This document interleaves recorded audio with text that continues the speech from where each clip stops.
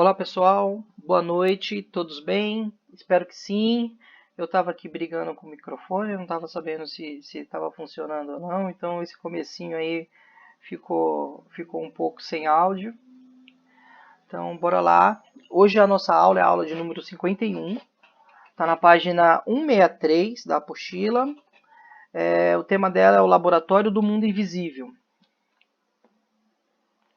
Os espíritos, Gênesis capítulo 14, item 14, atuam sobre os fluidos espirituais, impregnando o pensamento e a vontade.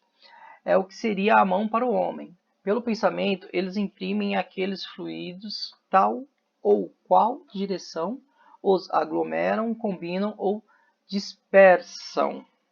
Organizam com eles conjuntos que apresentam uma aparência, uma forma, uma coloração determinada, mudando-lhes as propriedades, como um químico muda a natureza dos gases. É o grande laboratório da vida espiritual. Essas transformações, ora resultam de uma intenção, ora de outras, ou são produtos de um pensamento inconsciente. Basta que o espírito pense uma coisa para que esta se produza. Olha que fantástico esse laboratório no mundo invisível, hein? Basta um pensamento, a vontade ali do espírito em reunindo ali os fluidos espirituais para transformar, né, essa intenção dele, esse desejo em algo, né? Se a gente pensar de como funciona a coisa aqui na Terra, eu até trouxe aqui uma imagem de um artesão, né, aqui na Terra, né? Antes de um artífice fabricar um objeto, concebe no pensamento a forma, a cor e as características deste mesmo objeto. Depois reúne os materiais necessários e parte para a realização da obra, né? Os espíritos eles já não têm isso, né? Ele já o pensou já está criando, né? Então o pensamento é fonte, é força criadora mesmo, né? Para nós encarnados, né, a gente tem que buscar os elementos, né, a matéria-prima ali, reuni-los e trabalhar em cima deles, né, para obter aquilo que a gente está pensando em construir, né. Já no caso dos espíritos, a mão, né, o que é a mão para o homem, né, o que é a mão para nós, para ali dar forma, mudar as cores, características, para o espírito é o pensamento, né, e a vontade.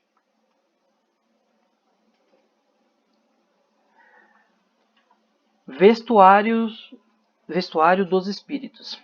Assim é que o espírito, tendo a sensação do vestuário, da roupa que usamos diariamente, modela-o através do pensamento, fluidicamente. Livro dos Médiuns, capítulo 8. Até os objetos que utilizamos também podem ser confeccionados com o material fluídico. Bom, aqui abaixo eu trouxe, falando em vestimenta, né, trouxe algumas materializações para simples observação das roupagens, né? Aí tá Chico, né, numa dessas sessões de materialização, onde mostra ali essa central aqui, o ectoplasma ali, né, sendo doado pelo médium ali, para que os espíritos ali fizessem uso e findasse ali na materialização. Esse é um caso que gerou muita polêmica, né? Chico, eu não sei ao certo como isso se deu, porque de fato a materialização é um fenômeno que atrai muita curiosidade, né? Então, se não usar de seriedade, não estou dizendo que foi o caso, né? Chico, imagina, mas é algo que possa ser complicado, né? Atrair a curiosidade, né? Shows, né? Sobre esses fenômenos, né? Tanto que tem até uma mensagem de Emmanuel, né? Vou ler aqui.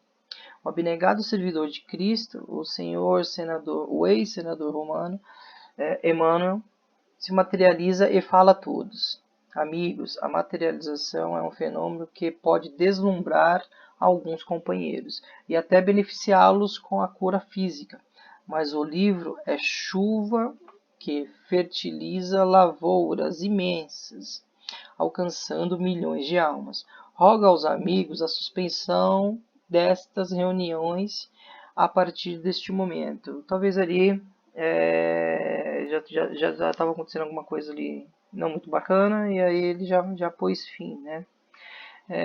Mesmo diante de tanta polêmica, isso não muda o fato da veracidade, né? Isso tá no livro dos médiuns, está em Gênesis, foi amplamente codificado por Kardec, né? Formação espontânea de objetos. O espírito age sobre a matéria, tirando da matéria cósmica universal os elementos necessários para formar, como quiser, objetos com a aparência dos diversos corpos da Terra. Pode operar pela vontade sobre a matéria, transformando-a intimamente. Os objetos formados pelos espíritos têm existência passageira, e a sua formação depende da necessidade e da vontade do espírito. Nas reuniões de materialização, tais objetos podem parecer reais aos encarnados. Sua confecção depende da reunião estabelecida para tal finalidade. Os supervisores espirituais determinam o isolamento da área da reunião, a ionização da atmosfera e a destruição das larvas. O ectoplasma retirado do médium, necessário para produzir o objeto, lhe é restituído após a realização do trabalho. Os componentes dessas reuniões, que funcionam à base de seriedade, do respeito, deverão abster-se de álcool, fumo, carne e pensamentos inadequados, porque o ectoplasma, sendo matéria sensível e plástica, absorve suas emanações deletérias. Bom, de novo, né, relata que o trato da matéria cósmica universal, né, que são os elementos necessários para formar os objetos, como queira o espírito, né, são forçados ali, são realizados pela força do pensamento, né? E dali também se coloca, né, dos componentes dentro de reuniões de materialização, como qualquer componente, como os componentes, né, que preconizam qualquer atividade dentro do centro espírita, né, de qualquer sessão, né, na casa, né, que é a base de seriedade, do respeito, os integrantes, né, se abster-se de álcool, fumo, carne, procurar ter pensamentos edificantes, né, ainda mais nesta sessão de materialização, né, que o ectoplasma é muito sensível, né? Coloca aqui, né? Porque o ectoplasma, sendo matéria sensível e plástica, né? Absorve suas emanações deletérias. Então é muito importante, né, essa atenção aos componentes, né, das reuniões. Modificação das propriedades da matéria. Aqui é a aula de química, né? Propriedades da matéria, né? Já dá para pensar, aí você olha ali, já tem H2O, né? Um símbolo químico ali, enfim. A matéria inicial, como princípio de formação de todo o universo, sofre infinitas combinações, e suas transformações, convenientemente diferenciadas, determinam as diversas propriedades dos corpos. É assim que uma substância salutar pode tornar-se venenosa por uma simples modificação. Suas substâncias não venenosas, combinadas em certas proporções podem resultar numa venenosa. Uma parte de oxigênio e duas de hidrogênio, ambas inofensivas, formam a água, H2O. Acrescentando-lhes um átomo de oxigênio, tem-se um líquido corrosivo, H2O2, igual água oxigenada. Mesmo sem alterar as proporções, muitas vezes é suficiente uma simples modificação na forma de agregação molecular para mudar as propriedades. É assim que um corpo opaco pode tornar-se transparente e vice-versa. Desde que o espírito pode, através de sua vontade, agir decisivamente sobre a matéria elementar, compreende-se que pode formar uma substância e até mesmo desnaturar as suas propriedades, usando a própria vontade como reativo. Bom, de novo, né, fala da matéria inicial, né, dos fluidos. Aí aqui coloca, é uma questão muito importante, né, é a modificação, né, das propriedades da matéria, né. A gente vê o exemplo aí da água, com uma fórmula simples, né, de hidrogênio e oxigênio, acrescentando-se uma molécula, não, um átomo de oxigênio, um a mais, já transforma um líquido corrosivo, né, na água oxigenada, o que chega a fazer mal, né, um simples exemplo, né. Agora imagina quantos elementos existem na natureza, né, e quão grande são as suas combinações, né, e as combinações tanto para o bem como para o mal, né. A gente tem recentemente um vírus aí, né, que pode ter sido criado em laboratórios, enfim. Não é bem essa questão, mas assim, só para se ter uma noção da gravidade, né, dessas combinações, né. Há de se pensar que estamos num país de prova e expiações, né, de que o mal predomina, né, então dá para se temer a isso, né. Porém, sabemos que Deus está no controle, né, de todas as coisas, né, e assim é, e que já estamos, né, virando a chave, né, já iniciamos o processo aí para o mundo de regeneração, né. Bom, enfim, é interessante, né, a vontade como reator, né, você fala, caramba, pensamento, vontade, as coisas assim, muito simples, né, de se fazer. Ação magnética curadora, aí vem a parte bacana, né. No caso do magnetismo, também é importante o papel da vontade, resultando daí o efeito curativo da ação magnética, quando convenientemente dirigida. A vontade é atributo essencial do espírito, do ser pensante, encarnado ou errante.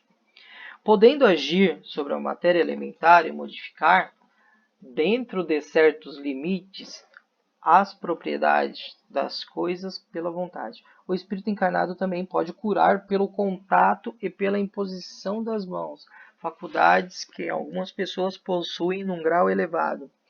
Bom, olha que bacana, né? Deus no controle sempre, né? Ele pode modificar, os espíritos podem ter todo esse domínio, né, sobre a matéria, mas dentro de certos limites, né? Então, Deus não erra, né? Deus é perfeito. Então tá aí. E outra coisa muito bacana, né, da ação magnética curadora, se a gente pensar na água fluidificada, né? Imagina ali as propriedades ali que são manipuladas ali pelos nossos irmãos da espiritualidade, né? O trabalho que eles têm ali de colocar os elementos certos, né? A gente costuma comentar durante os evangelhos, né, em casa, no final, tomando a água, né, cada um sente um sabor diferente dela, né? Então, ali, como a gente costuma dizer, tá sendo colocado o remedinho para cada um ali, que tá colocando o remédio porque cada um ali precisa. A outro ponto, né, que é comentado aqui é a questão do passe, né, a questão da imposição das mãos, os médiuns que tem essa faculdade, né, em um grau elevado, né, ou não, né, mas que os fluidos ali, né, são manipulados, né, são de forma benéfica para os assistidos, né, trazendo a cura, né, de muitos males ali. Enfim, os espíritos manipulam a matéria cósmica universal, os fluidos, com o auxílio do pensamento e da vontade, que são para eles o que a mão é para o homem.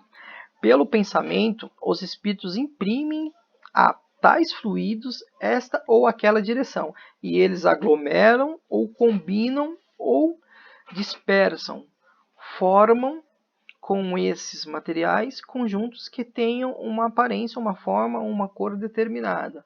Mudam suas propriedades, como um químico altera as propriedades dos gases ou de outros corpos, combinando-os segundo determinadas leis. Determinadas leis, hein? Deus no controle sempre. Tais transformações podem resultar de uma intenção ou de um pensamento inconsciente. Para o espírito é bastante pensar em alguma coisa para que ela se produza. Assim como basta tocar nas cordas de um instrumento para que a música repercuta na atmosfera.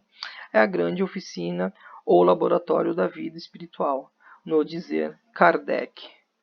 Bom, aqui já falo o que já tinha dito no início, né? Sobre o pensamento e a vontade, né? Agindo sobre a matéria cósmica universal, né? De como os espíritos ali imprimem esses fluidos uma direção, né? Eles agem como se fosse um reator de partículas, né? Dizendo mais dentro da física. E alterando ali suas propriedades, fazendo as suas combinações, trazendo outros resultados, né, dessas combinações. Como Kardec disse, né, é a grande oficina, o laboratório da vida espiritual, né, é um mundo maravilhoso, né, de possibilidades. Imagina se isso dentro das possibilidades de cura, né, como isso deve ser amplamente utilizado, né, pelos nossos irmãos, que a gente não vê, né? Imagina, a gente acabei comentando sobre a pandemia, né? Imagina quantos foram curados, né? Não só dentro dessa pandemia, né? Mas de todos sempre, né? Todos foram curados, né? Com essas manipulações desses elementos, né? Coisas que não estão tão, não é de fácil acesso para o olho nu, né? Para o olho do homem, mas para o espírito isso é muito translúcido, né? E para finalizar, trouxe aqui para vocês a fotografia do pensamento e o que Kardec nos diz. Há mais verdade revelada nos fluidos invisíveis que nas fotografias visíveis, né? Então é um mundo maravilhoso, esse mundo invisível, né? Em que se atua, em que ocorre ali coisas grandiosas mesmo, né? Que fica até difícil de descrever. Então, galera, é isso. Saudade de todos. Mas em breve nos veremos. Fiquem todos com Deus e até mais.